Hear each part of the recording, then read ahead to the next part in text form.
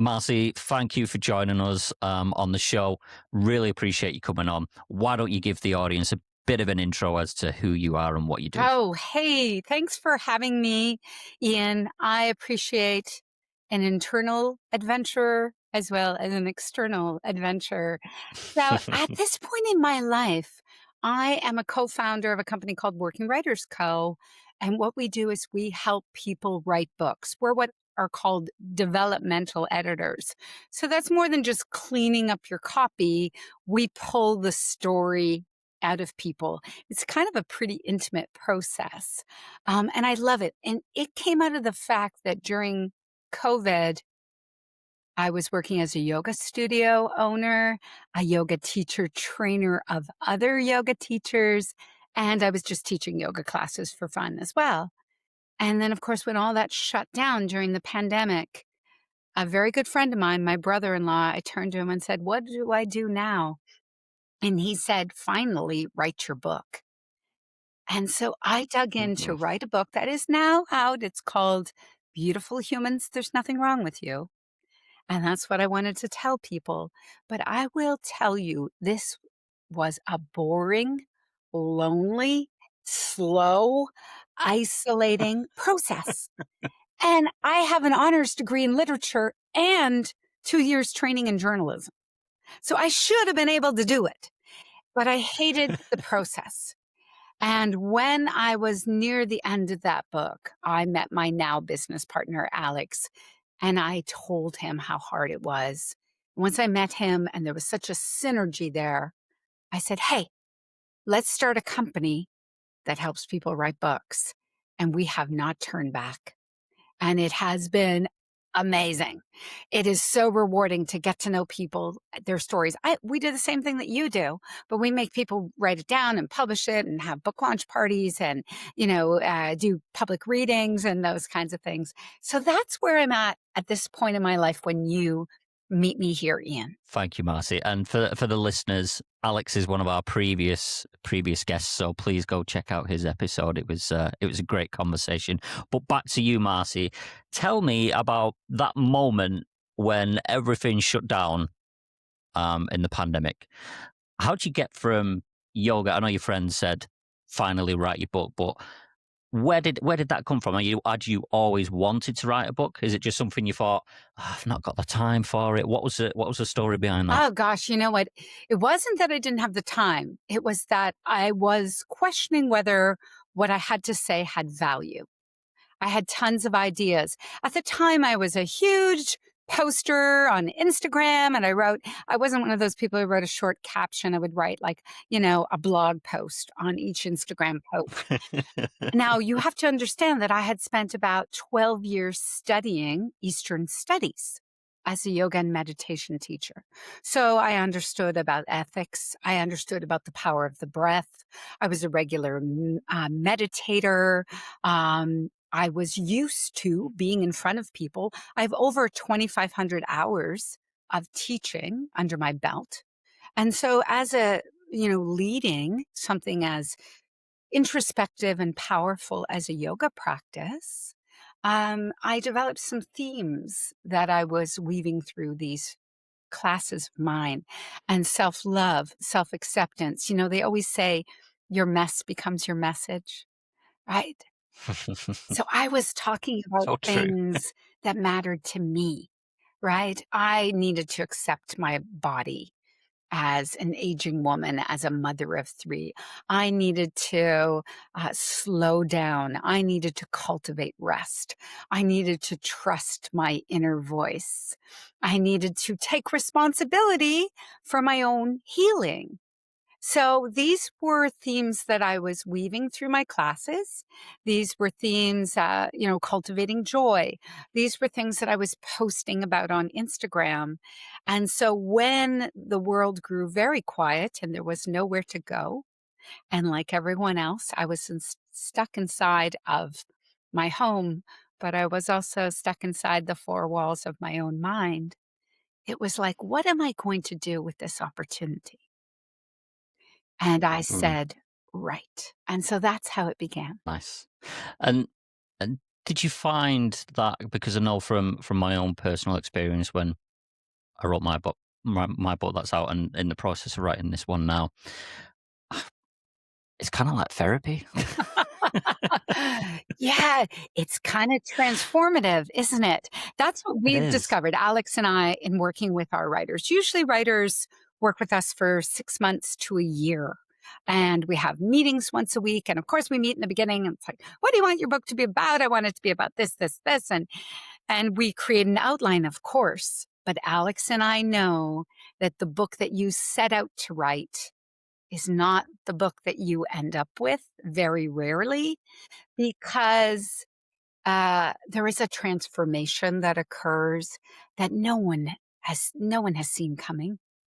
This is why we have something called journal therapy, right? There's an American Mm. psychotherapist. Gosh, I want to say James Butterworth. I might be getting that name wrong. He was in Texas. And he was kind of the pioneer of this type of therapy. And Andrew Huberman has a whole episode of it on his podcast. There's some very strict parameters about how you go about this type of writing therapy. I don't think you need those strict parameters. I think you set with an intention that I'm going to explore this. I'm going to explore this. And then you apply the seat of the pants to the seat of the chair and you see what is going to come out. And I'm not a big person to go back and read my journals. Like once it's out, I just want to let it go. Like the process of writing Mm. it, that was the process, right? But when we write a book, we do go back and edit what we wrote. There's kind of a brain dump or a soul dump, if you will. And then we need to shape the book into what it is you want to say. And a marketable product, if I may, as well. So there's a little bit of that kind of brain that we have to put on there, is how do I make this accessible to other people? But we know that, yeah, writing is therapy, and writing a book is a transformative experience for the author. And I don't think we should be afraid of it. I don't think we should be afraid of it. I think we should just embrace it. We should understand that some days you have to take a break from writing because it hurts your heart. And other days you write like your hair is on fire. Like you can't, if you're at the keyboard, you can't get your fingers to move fast enough. Another writer in our group, we talked about this the other day. She's the same as me. I hear the words as I'm typing. It's like someone's speaking them to me. Other people see the words.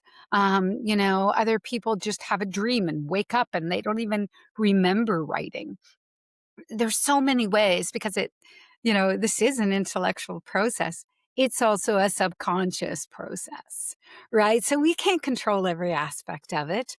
And that's why it ends up being transformative, because there are some things that we are guiding with our conscious mind.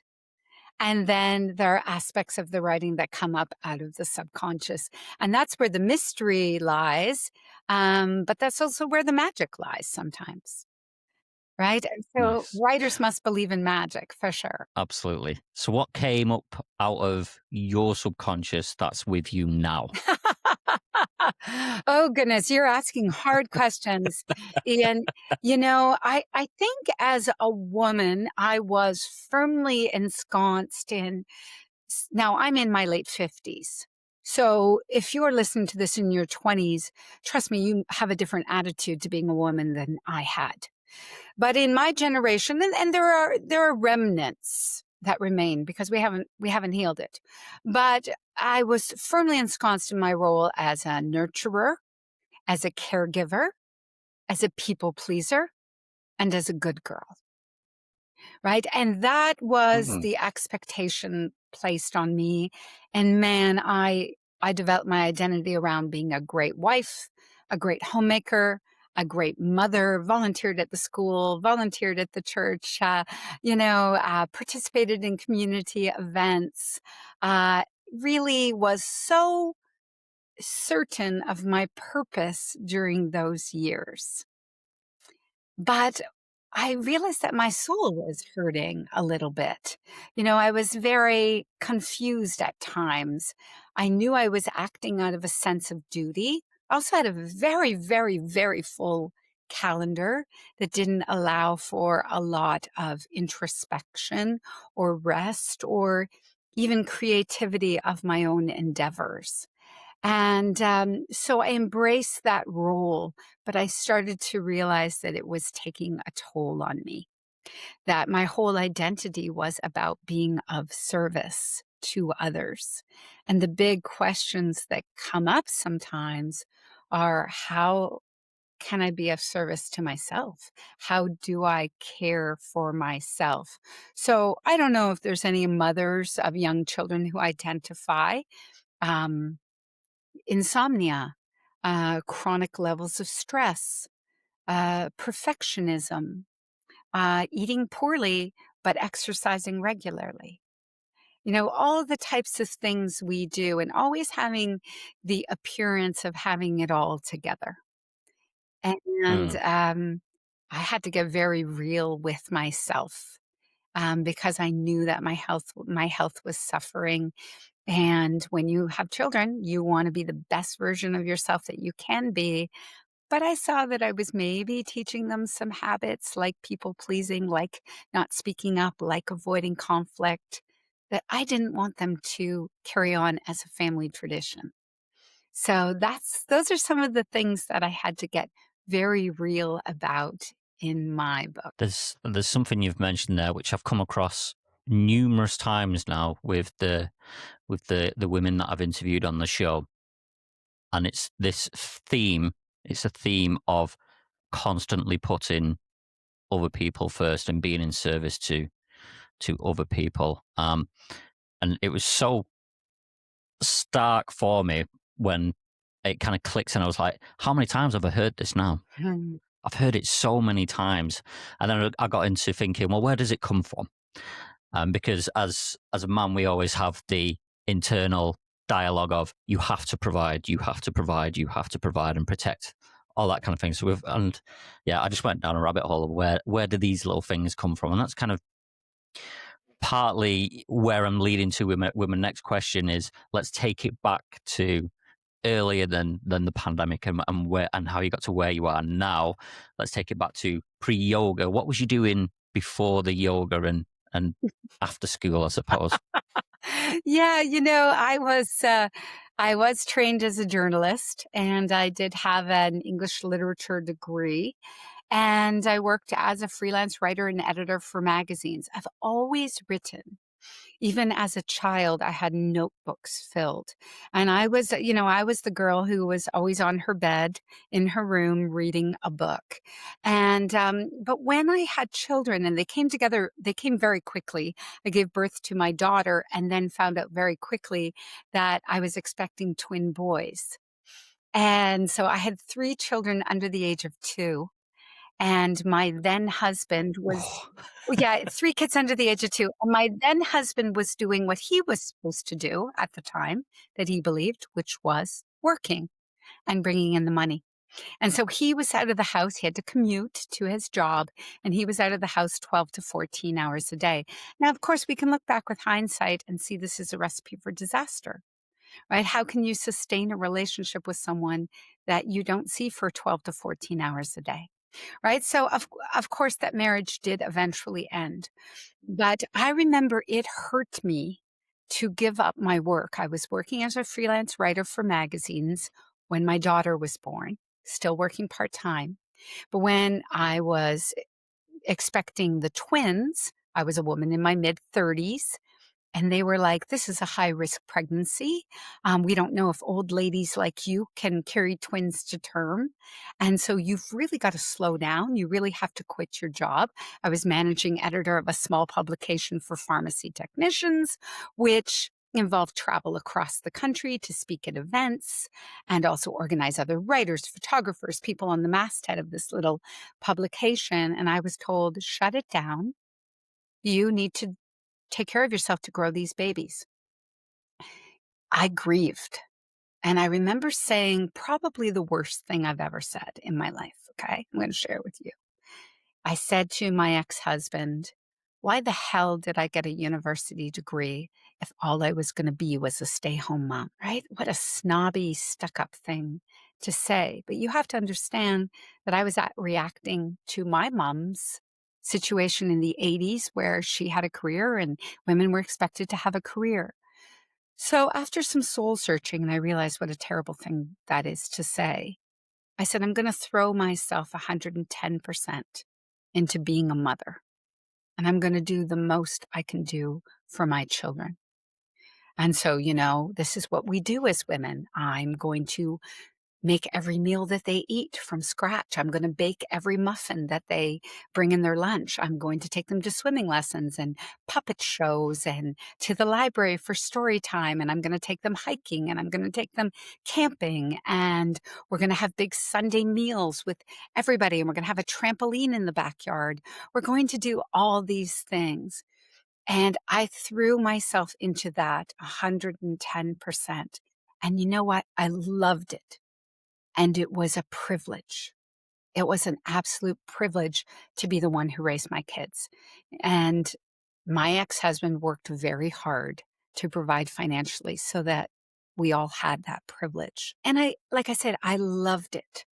But I think every woman comes to a point, whether you're a mother or not, or it doesn't matter how old your kids are, where you say, but what do I get to do? What do I want to Mm. do? And I discovered that I really love being an entrepreneur. I really love building a business. I love being in business for myself. So my first business was as a freelance writer and editor for magazines. I was an independent contractor and I did all my own billing and went after jobs and pitched myself and all that stuff. Created marketing material that I sent out to all of these media outlets. And then the second company I created was my yoga contracting business as a yoga teacher, certified myself, became known, became a yoga teacher at a yoga school, developed a curriculum, created a reputation for myself, and then created a home studio where I helped to heal people with chronic pain through yoga therapy techniques. And then that ended up being taken from me to world events. And I said, now what do I want to do? Because I think this is the other thing. It doesn't matter if you're a man or a woman. This is really something that I've learned in my life. Guess what? You get to keep going. Like you get to create more, right? Like what do you want to do now? And I've always been in love with words. I've always loved the power of words. They have moved me. They have taught me. They have comforted me. They have scared me. I love words. So I'm like, let's do it. What are we going to do with words? And so that's when we created the company to help people write books. And people have said to me, oh my gosh, you're a co-founder of this company. I said, yeah, I just made it up. I just made it up. Right. And millennials know this. Everybody knows this now. My generation was perhaps the last to learn it. Guess what? In today's day and age, with the technology that we have, you can do anything and be anything anywhere that you have a Wi-Fi connection, that you have access to Yep. people online. And so why not? Why not? I'm still rewriting my story. It's in motion. I don't know how long we're going to do this. I don't know what's next, but I do know, and I always say this to my kids as well. I say, other than harming yourself or someone else, everything can be undone. So dive into whatever it is you want to do. And if it's not working out, undo it. Change course, right? And when we have that approach, we get to be fearless, right? I've taken it on the chin. I've lost money. I've humiliated myself. I've tried things that haven't worked out. And that's okay, right? I have a brilliant friend, one of our writers, who says, everything that's valuable needs to be in flow. Water, blood, money, right? Everything needs to be in flow. If water stands, it becomes stagnant and can kill us, right? We need water to Mm. keep moving, water to keep moving. We need money to keep moving. And so what that means is that sometimes the money goes down, right? Sometimes, we need our breath to keep moving, And so when you look at life that way, there's going to be ups and downs. And when we know that, what do we have to fear? I like that. That's nice. I'm going to take that, by the There's way. a little bit of a rant, but gosh, I mean, I hope you can understand that.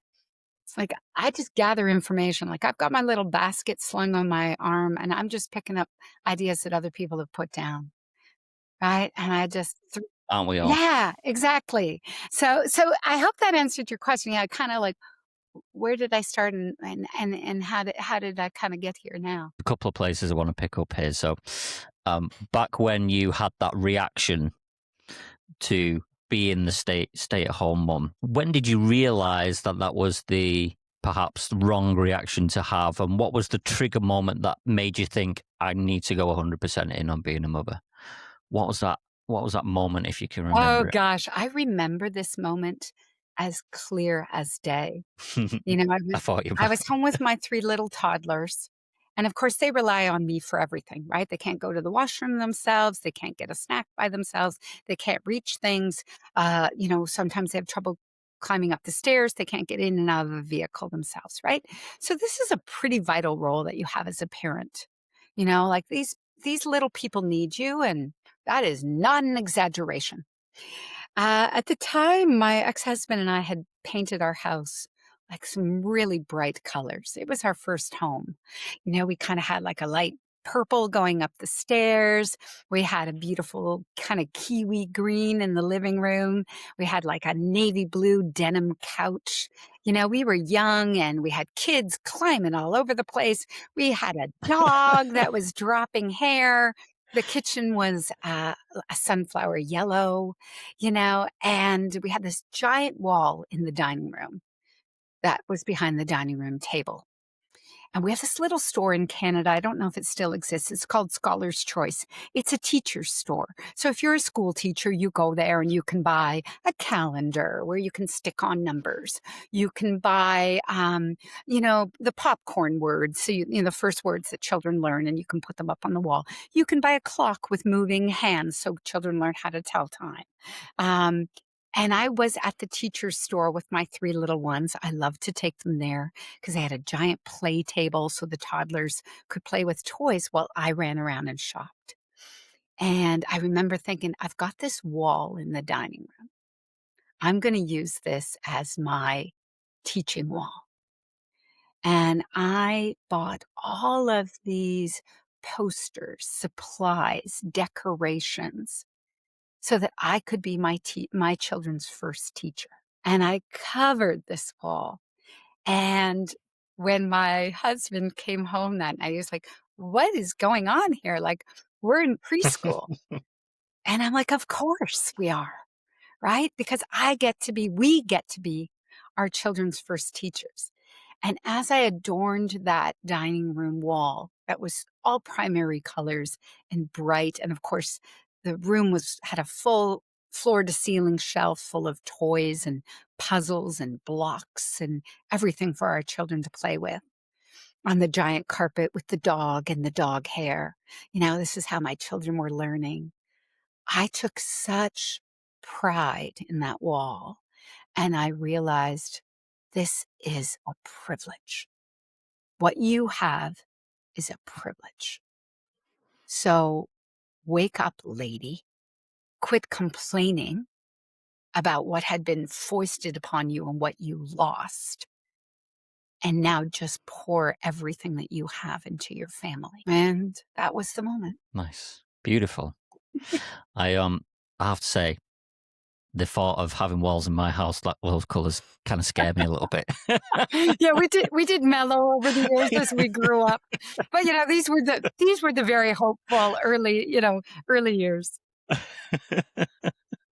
Oh, and out of interest, what kind of dog did you Oh have? gosh, he was a Hound Shepherd cross, and we got him Oh, at wow. the pound. And he incidentally, when we brought him home, he had the same name as my ex-husband.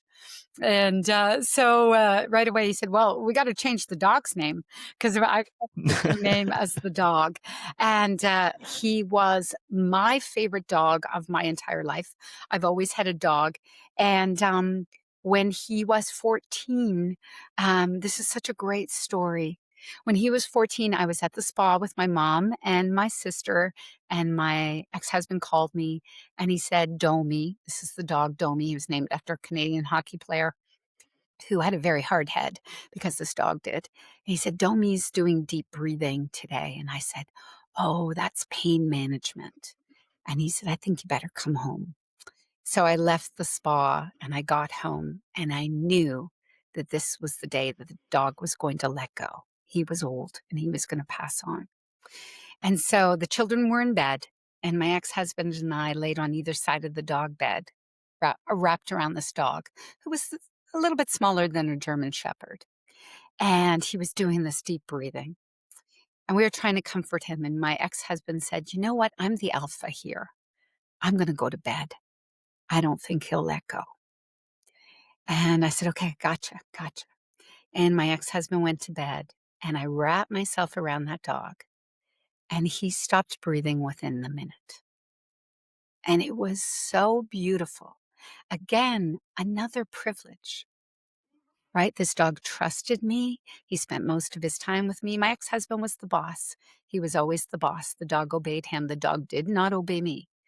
But, and then what was so interesting was we, you know, very ceremoniously wrapped the dog in a sheet so we could take him to the vet. And that was a beautiful moment in our lives where I went upstairs, within a minute, and my ex-husband said, is it done? And I said, yeah, he's gone. And then we came down and said goodbye to the dog and wrapped him up so beautifully and so carefully. And I tell this story because it's supposed to be a sad story, but it was such a gift. It was such a beautiful moment, to lose a family member like a dog, but to be present for it, to know it was happening, to communicate calmly and beautifully, to say our goodbyes. So anyways, just one of those moments that happens in life. Yeah, we've got a dog. Milo, his name is. He's a border collie. That's him there. Long live Milo. Let's go, Milo. Yeah, we call him the stupidest smart dog that ever lived because honestly, he's a failed sheepdog. He sounds wonderful. So when we picked him up from the dog's home, and they were like, he's not very clever. He can't follow instructions. He's a failed sheepdog. The farmer dropped him off and said he's useless. You're like, he'll fit in just wonderfully at our home. Yeah, he did. Well, he does. Sorry, he does. Anyway, sorry. I love it. So take us how you go from being a freelancer and an editor and a mother into yoga. Yeah. It's a bit of a difference there. How does that happen? Gosh, I always say, Ian, that I'm fit, but I'm not very athletic. I'm not one of those people. I played a little bit of baseball when I was a kid. I rode my bike everywhere. Like to swim, but I was never really very good at anything athletic. I was really like into drama and singing in the choir and, those kinds of things. But as I mentioned, as a mom, I was really stressed out and I wasn't sleeping. And so I had joined these exercise classes at the community center. And, we're doing these, if you've ever done step classes, you have a little bench and you step up and down and it's a cardio workout. And I'm just like, oh my gosh, I can't get my feet to go as quickly as everybody else's. I'm so uncoordinated. And so as we were leaving the step class, I could see into another room. And in this other room, people were lying down with a blanket on them. And so, Yes, please. so I said to my friend, what is that? And she was like, that's yoga. And I'm like, oh, I want to do some of that. And so I ended up joining those classes at the community center and couldn't believe that you were actually given permission to rest. I had really believed that care of a body was punishing it. Like though I really must pound my body into submission. I must sculpt muscles through force. I must challenge myself. I must bring myself, on a run to the point of, throwing up. I must, this is what I have to do. And yoga taught me another way of being in the body. And and I loved it so much. And I studied for a number of years with a number of teachers. And then I just got a job at the local YMCA at the front desk because the kids are in school. And someone said to me, "What else would you like to do here?" And I'm like, "Gosh, I would love to teach yoga. Like, I really love yoga." And so, the YMCA organization is a charity. So they're like, "Okay, yeah, like do our yoga teacher training and let's throw you in and see what kind of teacher you are." And I'm not lying. The very first time that I taught a class, everyone who was in it was like, this is it. I got to combine all the things I loved, which was studying the human condition, talking, and weaving important lessons and ideas throughout the class. I got to talk about self respect, self love, self care. And then on top of that, I was studying some of this Eastern wisdom that I had never been exposed to in my life. Things like yoga ethics and nonviolence, and things that, are some pretty big mindfulness, being in the present moment. All these things that I had never been exposed to in my rush, pound the pavement, get results through force, North American lifestyle. I hadn't been exposed to those things, and I gotta tell you, it was highly addictive to Mm. feel good. When you practice Shavasana at the end of your practice, which is also known as corpse pose, that's roughly the English translation from the Sanskrit word. It's it's a little death each time, meaning what are you letting go of? What are you allowing to die here on the mat while you rest? And so there's one school of thought is that we manipulate ourselves through these yoga poses so that we squeeze tension out of the body and warm up the joints. It's almost like a cleansing so that when you lay down, your mind is now calm enough that you can let go in Shavasana and you can figure out what it is you want to let go of. And so the more that I did yoga, the more that I wanted to do it because for the first time in my life, I was given permission to just be myself and to love that self. In fact, the goal was to love that self more and more and accept the self, accept others, non attachment, all these things that, the Eastern philosophies teach. And it's not a religious experience. You can still be Christian, you can still love God, all these things. This is different. Mm. This is connecting with yourself on a spiritual level and bringing ethics, ideas, concepts that are known all over the world and trying to make sense of those in your own way on your own time.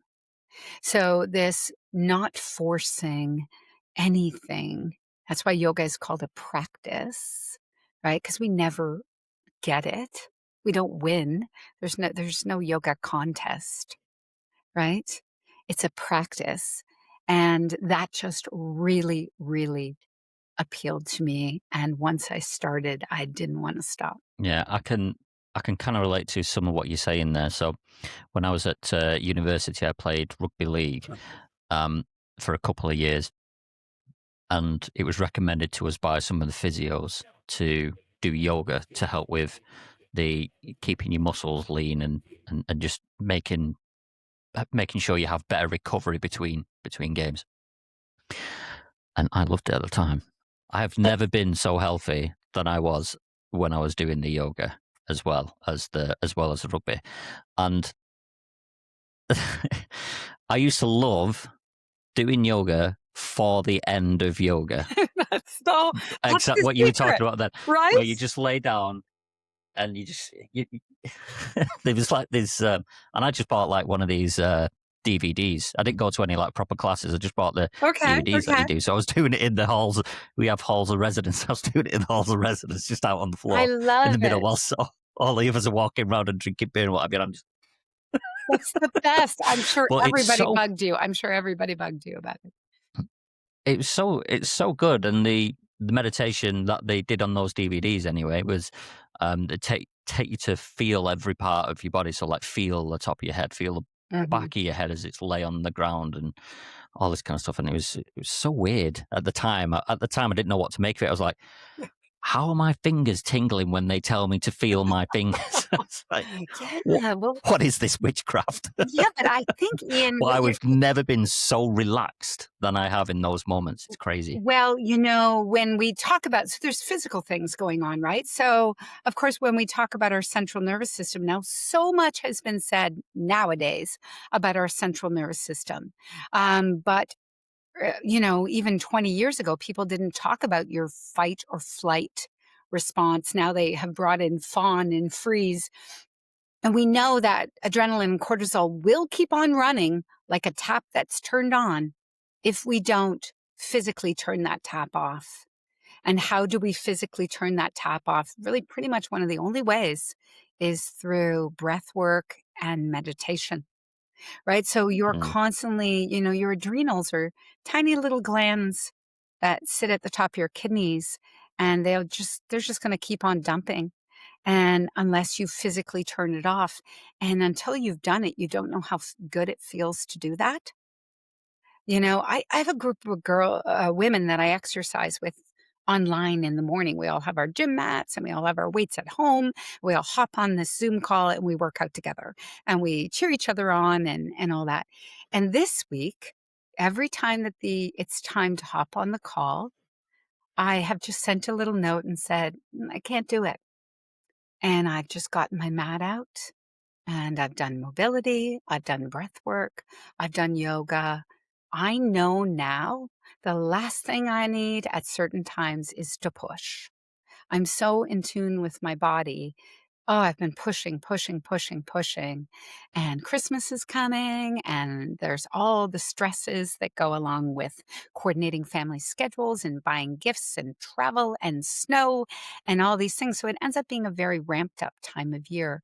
So I didn't want to lift weights this week. This week, I wanted to listen to my body, which said, lay down and be quiet. Right? And so I think that's what you were talking about with the tingling fingers was embodiment, right? Like you were really embodying what you were feeling. And I think so many of us run around like a head on a stick. I'm thinking, I'm using my intellect. Perhaps I'm forcing my will. I have a personality that I must adhere to. And we forget about the body. And so instead pay attention. Do I have a tightness in my chest? Do I have a sore tummy? Have I got a clenched gut? There's all kinds of things. If you got a ton of tension in your jaw, your eyebrows knitted together, there's so many signs that we ignore, right? And when we allow ourselves to be embodied and pay attention to what the body needs, that's when we're going to the next level of I I'm gonna even say preventing disease, improving our happiness, improving our longevity. And so those are some of the big old lessons that yoga taught me over my 12 years as a teacher. And even though I don't teach anymore, I still try to live my yoga all the time. Yeah, I think it's great. I can't recommend it enough for people. Yeah. Yeah. Even if it's just for that moment where Well, you get to relax and fall asleep at the yeah, yeah, end. yeah, and, the thing is this yoga has been, like, really, westernized in a lot of ways. We have hot yoga, we have power yoga. I don't know about you guys, we have Mm. goat yoga, and puppy yoga, and beer yoga. I'm sorry. Yeah, yeah, yeah, like Did you say goat yeah, yoga? goat yoga. So this is What the like they hell is will going bring on? baby goats into the yoga studio, and so the baby goats, which are, who are very inquisitive and playful, they'll climb on your back or they'll cuddle up to you, but they also, urinate on your mat and poo on your mat and all these things. And this is all part of the goat yoga experience. And I get it. We need to market things, and people want gimmicks and things like that to bring people in just to get them interested in it. And, Mm. like, I always say, like, "It's your business, power to you." But at the most basic, Yoga is just about slowing down and using your breath. And then if you want to coordinate a little bit of movement, great. I don't think we Yep. need all that other stuff. Yeah. I can't really do it here anymore because of him. Yes, yes, yes. Dogs love He's a to eat on the nightmare. run. He's an absolute nightmare. Yeah. Tell us, Marcy, tell us about some kind of normal, what I would say, traditional adventures that you've had. To me, a traditional adventure is what kind of travels have you been on, all that kind of thing. Yeah, I as a young person, I was very fearless. And at 18, I had received, if you can imagine, a full university scholarship, like full ride. And I turned it down to go live as a nanny in France. Can you imagine my Ah, parents? They must have been ready to kill me. And now that I look back on it as a mother, I'm like, oh, no, no, no. You do not turn down a full 4-year scholarship. In Canada, we pay for university. And of course, in the US, you do as well. But I went to live in France as a nanny, which I love to speak another language, and I love France. I was about an hour south of Paris, and so, of course, I was on the train all the time, and that led me on my time off to travel to Geneva and to go to Chamonix in Switzerland and go skiing, and, it led me to, lots of different places. I had if you can believe it, a childhood friend who was also a field pair, a nanny in Lausanne, Switzerland. So we got together as often as we could and, just did our day trips. But previous to that, I'd had a little bit of a travel bug because at the time our school did class trips. And I ended up going to Spain, Morocco, Gibraltar, and including North Morocco as a class trip. And I loved the humility of not knowing what the heck was going on. Like, I love mm. that feeling of, "You are a fish out of water here. You know nothing." In your hometown, you know everything. You know everyone. You know the weather. You know all the radio stations. You know how much things cost. But I found that I really loved being dropped into places and having to figure it out. And that was super fun. So even though I had a host family in France, I did not speak good French when I arrived. And, they really played on the North American part of my personality. You're so American, as opposed to being Canadian. But I integrated. I joined a theater troupe. I traveled all the time by myself in my time off. I learned how to cook like the French did. You know, learned so many French traditions. And that combined with some of my other travels, I did eventually come back. I did eventually go to university in Toronto. I was there 2 years, and I said, "Okay, well, let's change it up. Let's change it. I gotta go somewhere else." I transferred to a university in Montreal. I finished my degree there. I didn't even go home to see my parents. I hopped on an airplane and went and lived in Banff, Alberta, in the mountains. Right after that, I I opened love a little Banff. cafe. I baked every baked good that we sold at that cafe. I was there at 5:36 in the morning baking scones and everything. I made cappuccinos and espressos all day, and the second I was done my shift, I hopped on my mountain bike and got on the trails. And if I wasn't riding my mountain bike after work, I was running and running into all kinds of wildlife on the trails of Banff. And on the weekends, heading to Calgary with my friends to see a city I'd never been to, heading up to Edmonton to visit a friend. I just knew that I always loved this feeling, and I know you identify this. I love the feeling of being a fish out of water. I love the feeling of not Mm. knowing and having to ask questions and see if I could integrate into a place and get to know it. And I would say that really always appealed to the storyteller in me, where I was like, if you want to find good stories, like get out of your comfort zone, right? And so go somewhere you've never been. And so that is how I lived. Of course, when I was married, raising my children, I was very settled in one community for a long time. And then just recently, I moved to this little town where I've never lived. Just in the last 2 years, I bought a house here. I literally knew 1 or 2 people in this town, and I'm like, "Figure it out." And the house was a little fixer-upper. It was a rundown little cottage. I hired my brother. I put a ton of sweat equity into this place myself, and I was like, "Push yourself, to be uncomfortable." And that's where the good stories are, but also that's where the growth is. And Mm. so that when you talk about adventure, and I don't know what's next. I don't know what's next for me, where I'm going next. I'm starting to look into house swapping, right? So there are house swapping companies where you give up your house and you go and live in someone else's house, for a week. Is that like the film The Holiday? Yeah, yes. Oh, please tell me Jude Law is gonna be waiting for me. Or, you know what? I would even take the Jack Black character in The Holiday because he was a dream. Jack Black is amazing. I love that Jack guy. Black was a dream in that movie. I was telling my kids just the other day, if you haven't seen The Holiday, there's something wrong with you. But anyway, so that's kind of the adventure I am. I don't think I compare to you, Ian, but I don't mind being uncomfortable. No, I really, really resonate with the as you mentioned that you think I kind of know what you're talking about with regards to the not wanting to plan and just being dropped in.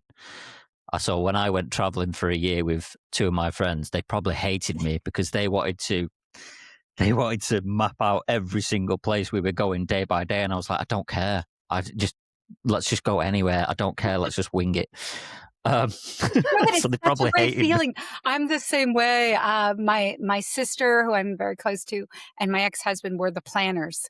And so I'd be like, yeah, okay. They'd be like, do you want to go here or here? And I'm like, I'm fine.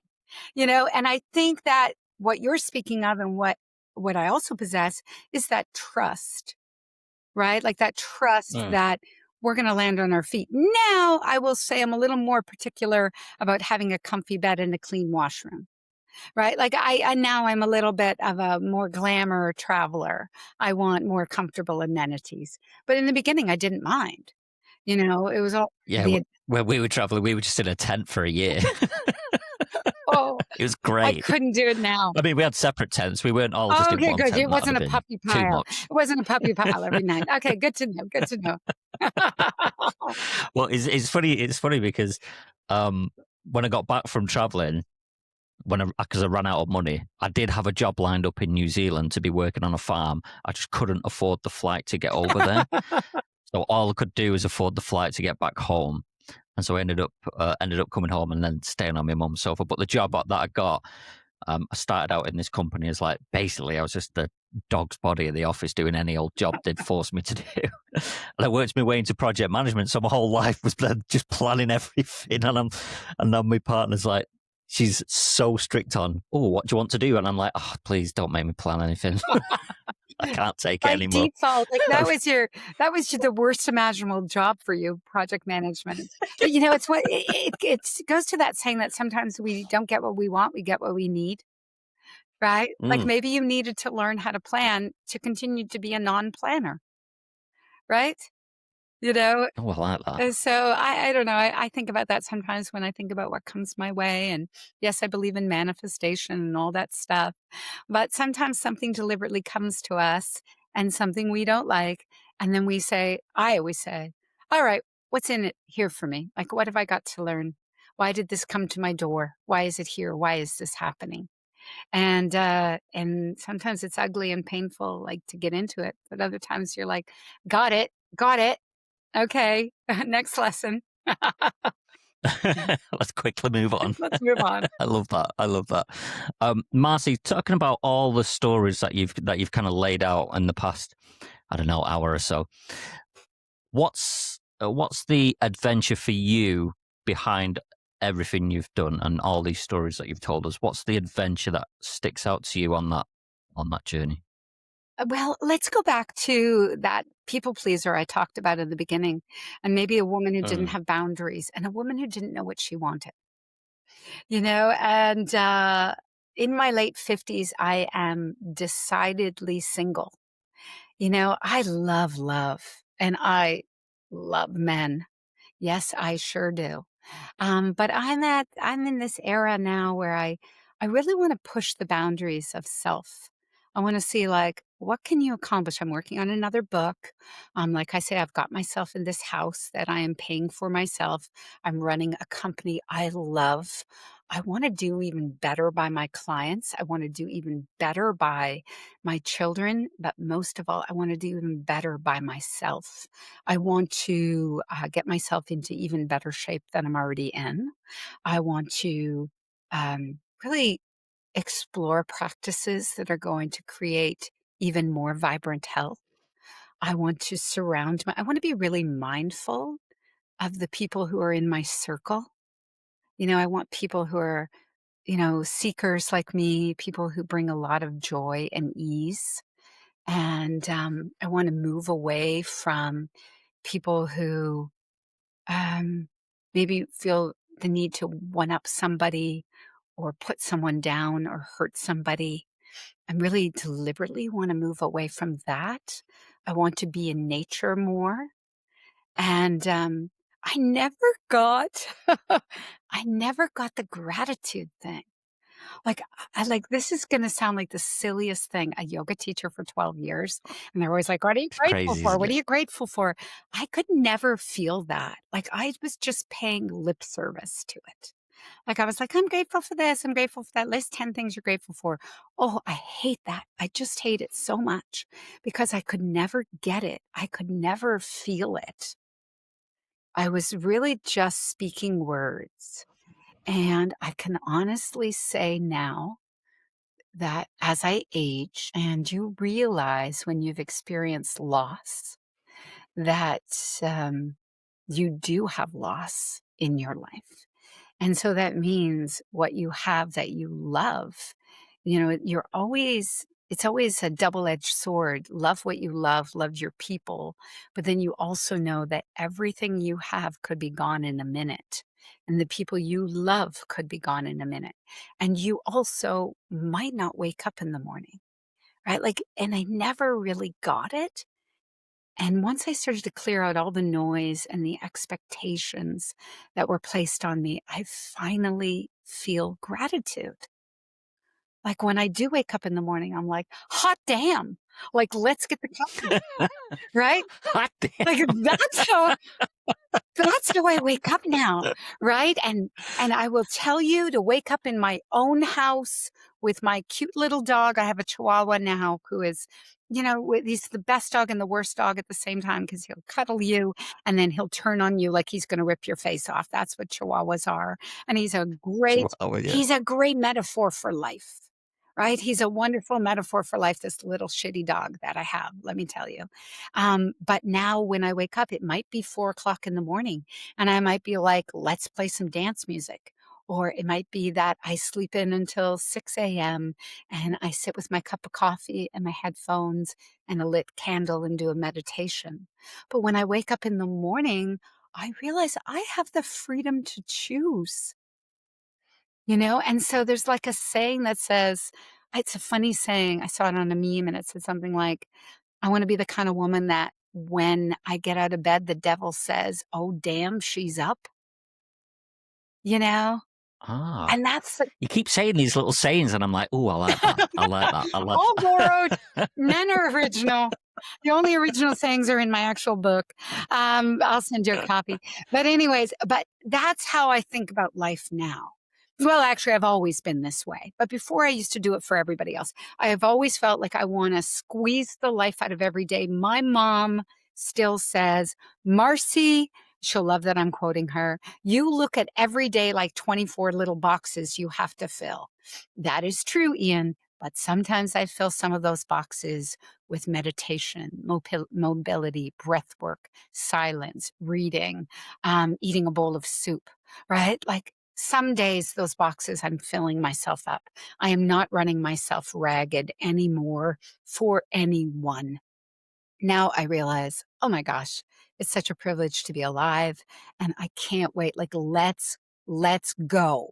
Like, if I was going to have something written on my tombstone, it would be let's go. Okay. Like, if the next stage is me going upstairs or going downstairs, let's go. Like, I'm ready for it. I'm excited about it. I can't wait to be a traveler in the next space. And so I think what my lesson has been is when we stop living for other people, we learn how to articulate, hey, that's not for me. Or I understand you see it that way.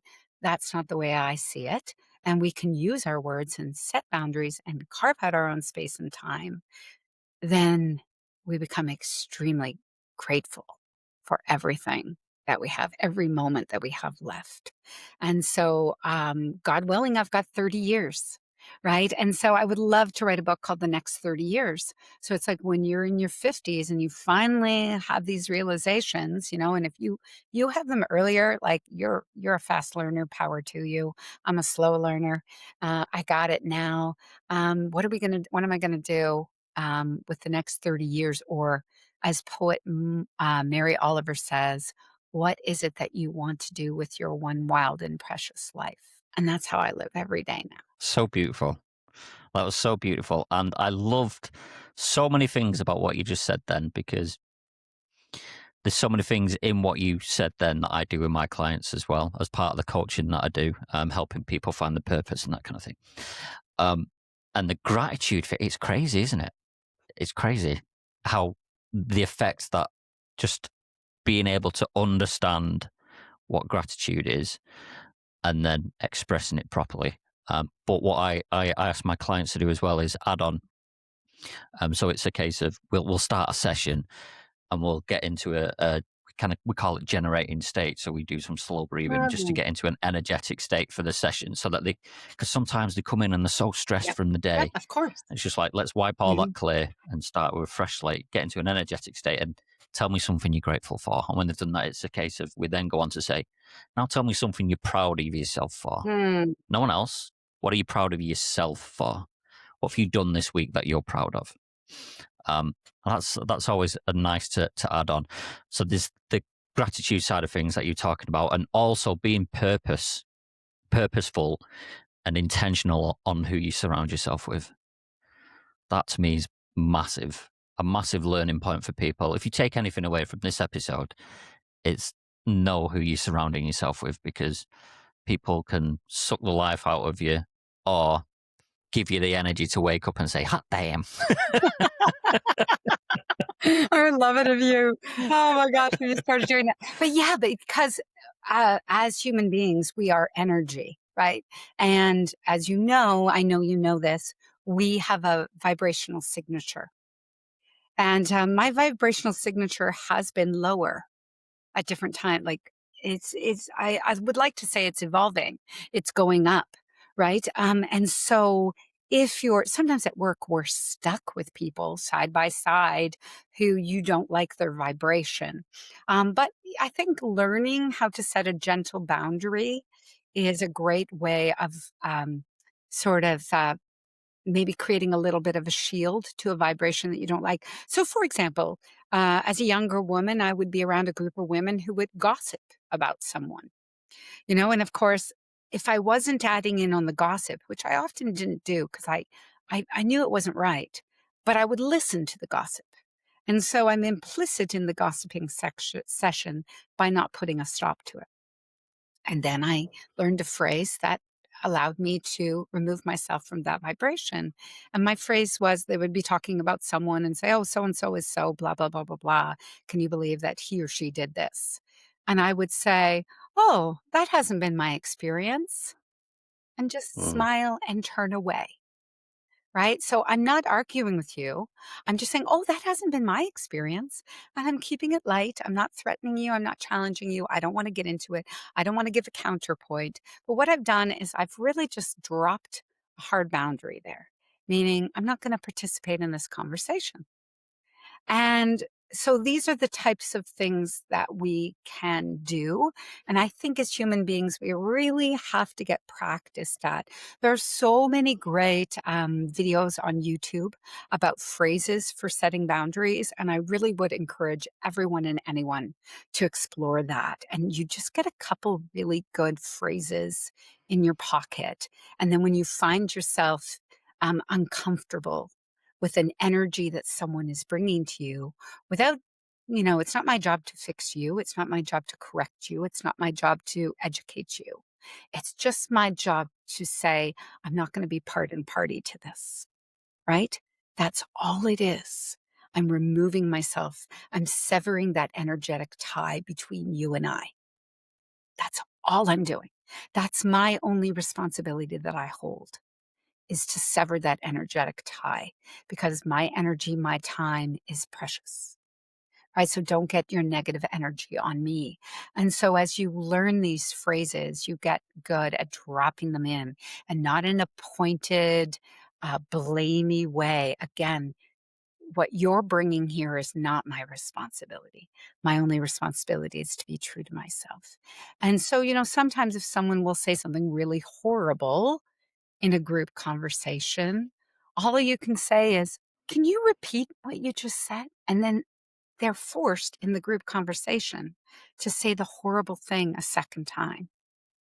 And when they hear themselves saying it, then they start to realize how inappropriate it is, perhaps. Mm. And then usually people start to backtrack. But what you've done there is you just dropped an energetic boundary where you're saying, no, I'm not going to be party to this. And so that is a practice, just like yoga is a practice, breath work, mindfulness is a practice, setting boundaries is a practice.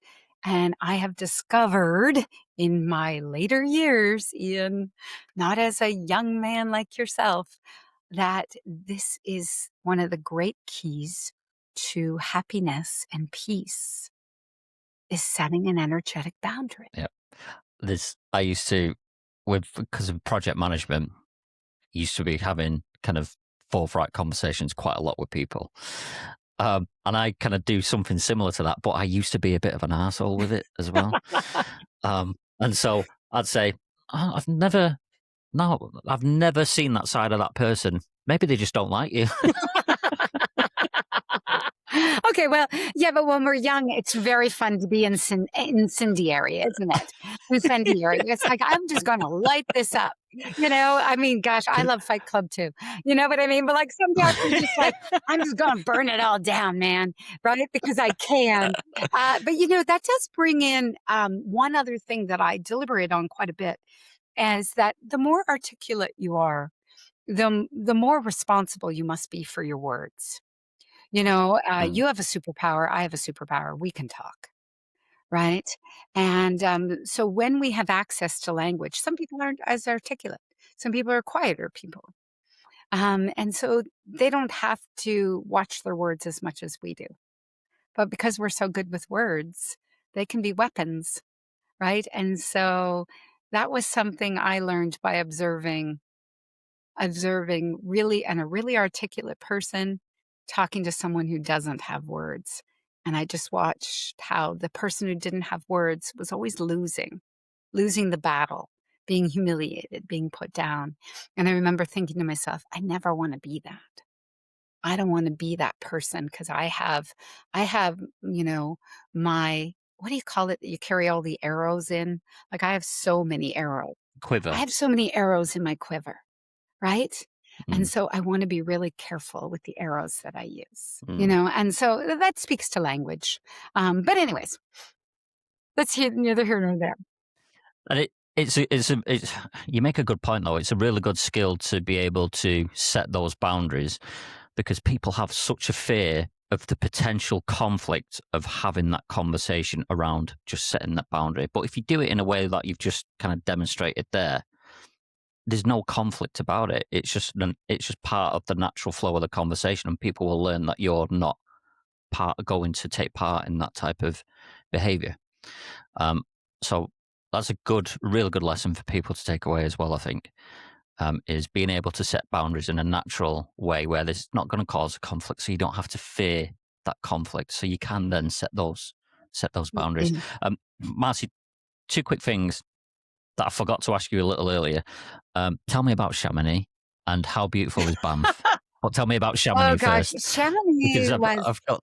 Chamonix was Sorry, go on. beautiful, and I had a funny thing happen in Chamonix.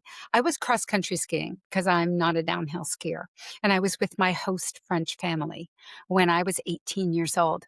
And you will not believe that I found a diamond ring in the snow. So I was skiing on a trail, and the light caught something in the snow, and I bent down and picked it up, and it was a diamond ring. Now, okay, but Ian, you, you have to remember I was 18 years old. Do you know what I did with that diamond ring? When I got back to after my vacation with my French family in the Chamonix, in the Alps, I got back and I went to a pawn shop. I sold the diamond ring, went to the pub and bought a round for all of my friends. All around for everyone, yeah. I'm like, I'm in the money. Let's go. And like, talk about the silly things you do. So that was my greatest memory of Chamonix. Although we took the train and it was an incredible the beauty.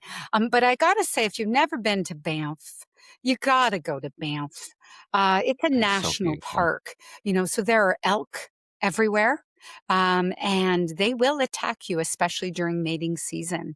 And people think, there's so many times that on the cover of the Crag and Canyon, which was the local newspaper, would be a tourist with their camera trying to get close, and the elk is now chasing them, and they're running, and they've got their camera or whatever, their phone behind them, trailing.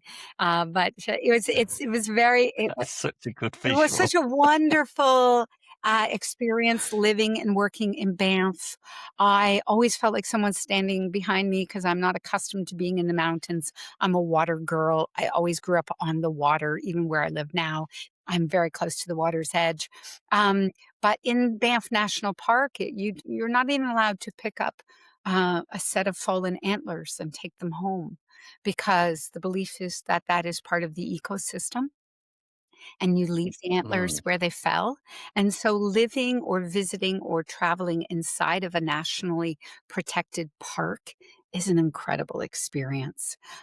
So it's a beautiful place. I think there are so many beautiful places on earth that, and I know you agree with me, if you can just slow down long enough to enjoy it. And again, that speaks to the mindfulness or present moment awareness is just be where you are, stop rushing off to the next thing. Remember, I'm the gal who likes to fill her 24 boxes, but when you're in it, gaze on beauty every day, put yourself in the way of something beautiful every day. And when you're in front of it, just don't move. It's funny, this, Marcy. I hope you don't mind me saying, but our conversation has kind of had a very similar kind of journey that I had in the conversation with Alex, where you've led me to exactly the same thought. And it's it's so crazy, not intentional as well, where you're talking about slowing down and finding those moments. And Alex said something about the moment between breaths. And to me, when he said that, to me, the thought that was going through my head was every time I go out into the mountains and I'm hiking, or when I was traveling and I was in Banff, places like that, just surrounded by the kind of nature and the beauty, the moment between breaths was, for me, was peace, Mhm. utter peace and freedom in those moments. And any kind of stresses of whatever job you're doing, whatever business you're running, just literally drain away. And it's an amazing feeling. And I that's why I encourage people to get out as much as they possibly can, and get hiking and that kind of thing, because it's such a powerful thing to have that experience where everything just melts away and it's pure peace and freedom. Is hard to find, and so I encourage everyone to try and find it. Marcy, could go on. I feel like we could go on for quite a long time, but I do have a hard stop. I do apologize. So one final question for you is, What's your next great adventure? That's such a good question. I I'm I'm going to say my next great adventure is 100% self-acceptance and self-love. And I would Mm, say that for most people, that is the biggest mountain you're ever going to climb. And I'm in. I'm on it, and I'm loving it. And when we make space for this kind of journey, we don't know what is going to come because self development must occur. And so the new version of me that is going to be born out of this type of work, I'm not sure where she's going to live, where she's going to go, if she's going to continue to help people writing books. I don't know if so that openness and that fearlessness is something that I'm just really excited to embrace. amazing. I can't think of a better place to end it. So thank you, Marcy. And if there are any people out there who have a niggle like I did, where they think, I do have a book in me, but I just don't know what I'm doing, how can people get in touch with you? Oh, the best way to do it is through our website. Our company is Working Writers Co. as in company.com. And our Instagram's the same, our LinkedIn's the same. And actually, if you message through Instagram, I'm the person who answers because I love Instagram. And so I keep an eye on our Instagram. And so message me through Instagram and I will respond. But there's lots of ways to connect with us on our website. Ian, thank you so much for this really rewarding, exciting talk today. Thank you for coming on, Marcy. I really do appreciate it. I've had a great time, and hopefully the listeners have as well. Have you ever felt like business should be more than numbers and deadlines? Like there's an entire world to explore beyond your office walls? Is adventure calling your name? I'm Ian Whitehead, and I'm your guide on Uncharted, the Entrepreneur's Adventure Podcast, where I bring you real stories from visionary leaders who've built empires and climbed literal mountains. Because success isn't just about the bottom line, it's about the thrill of taking risks, the courage to pursue what truly lights you up, and the freedom to chart your own course.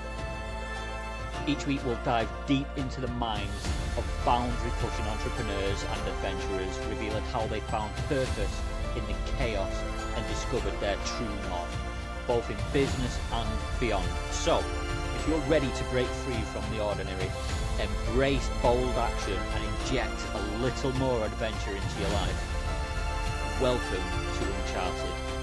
Your journey starts here.